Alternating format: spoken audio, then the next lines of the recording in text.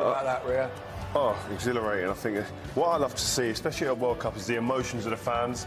You see all the people attached to their nations, what it means to them, the players, all united. And I think what today, that epitomised, that showed you how you play counter-attack football.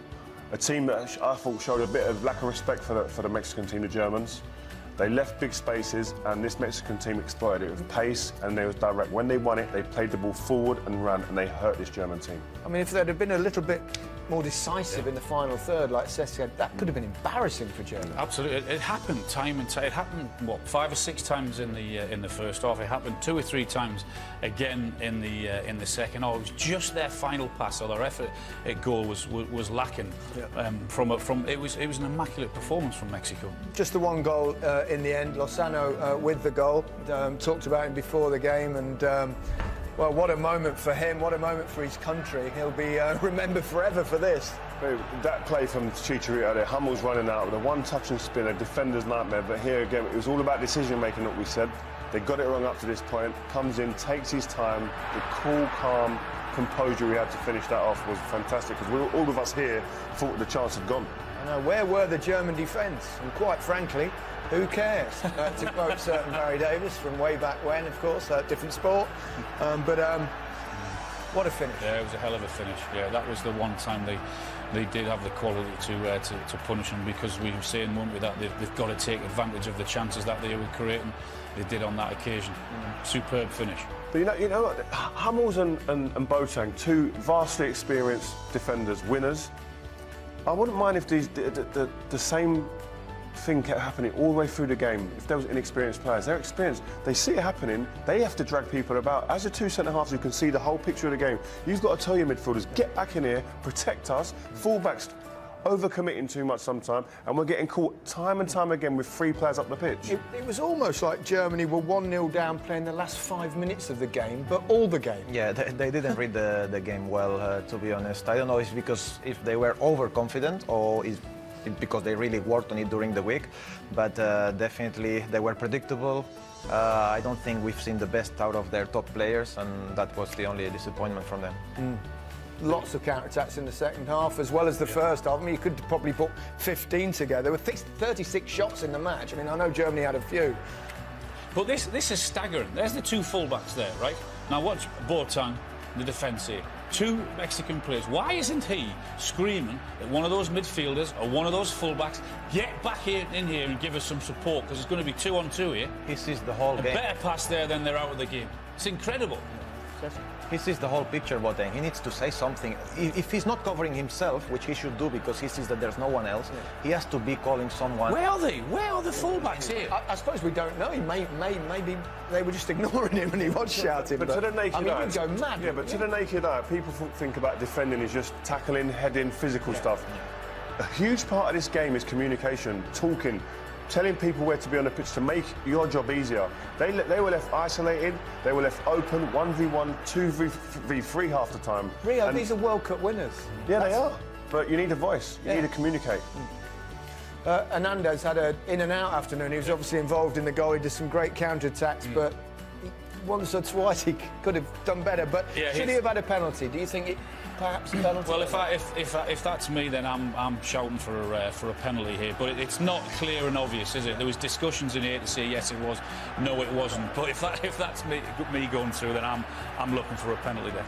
I think every part of Chicharito's game, other than that final part, which was just scoring the goal, was is normally the other way around. Yeah, it was near on perfect today. His hold-up play, he tore the 2 centre-halves to shreds throughout the whole game. Yeah. You wouldn't have argued if it had given a penalty there, but it's probably not clear and obvious enough to turn around and use VAR. So that's correct.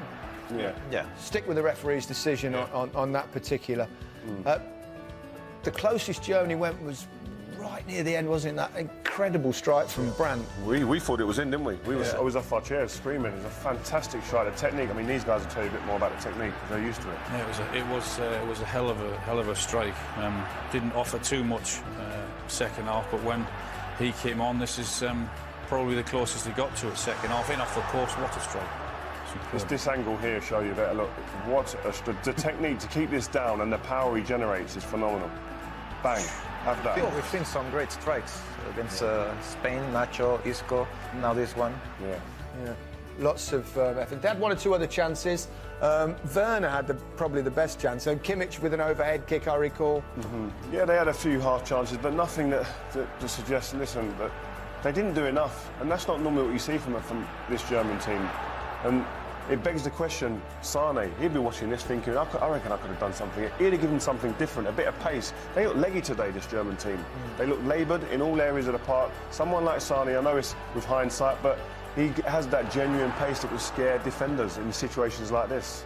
They didn't, despite having possession, despite pushing more forward in the second half, they didn't really trouble the goalkeeper Ochoa anywhere near enough.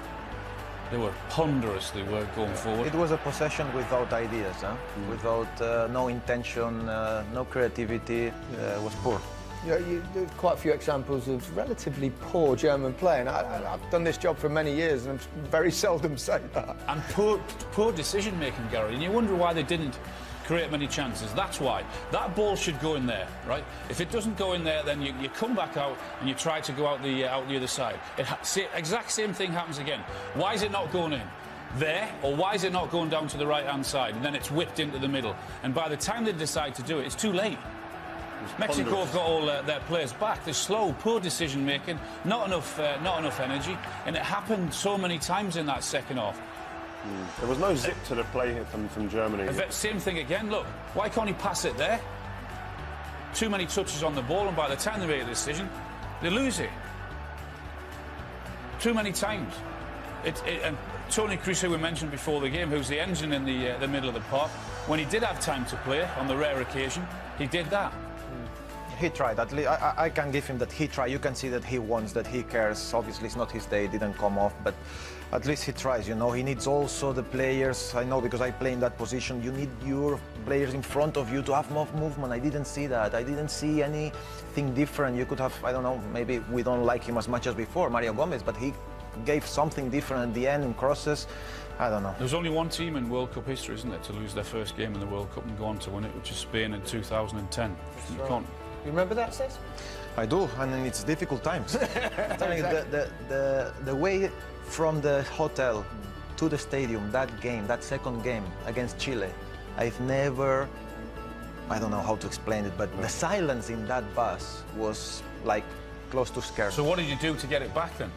What did you do to get momentum back? No, I know, but there must have been some huge things said in the dressing room. Or, there was. What difference did you do? Because on that performance, they are miles away, Germany, aren't they? Yeah, they were miles away, but you just need to keep going on what you're doing. Obviously not what you're doing today, but what they've been doing before. I mean, they have talent. I mean, they have to show up. Everyone can have a bad day, Ria.